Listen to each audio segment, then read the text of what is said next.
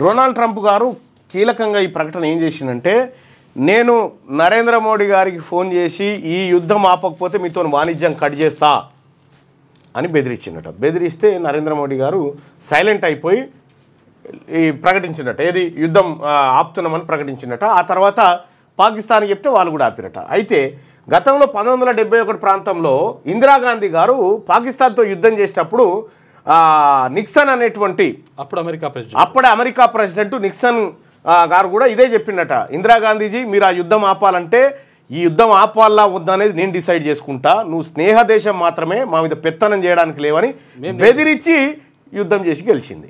So అటువంటి ప్రధానమంత్రి అప్పట్లో ఉండే ఇప్పుడున్న నరేంద్ర మోడీ గారి గురించి ఇట్లా ఉందని చెప్పి కాంగ్రెస్ పార్టీ సోషల్ మీడియాలో విపరీతంగా షేర్ చేస్తూ ఉంది ఈ వీడియోని.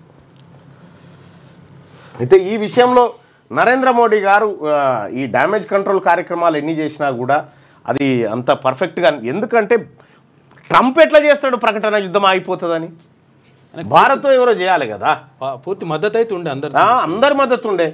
క్యూ న్యూస్లో పనిచేయటకు వీడియో ఎడిటింగ్ మరియు SEOలో అనుభవం గల జూనియర్ ఎడిటర్స్ కావాలను సంప్రదించవలసిన నెంబర్ 8688926084.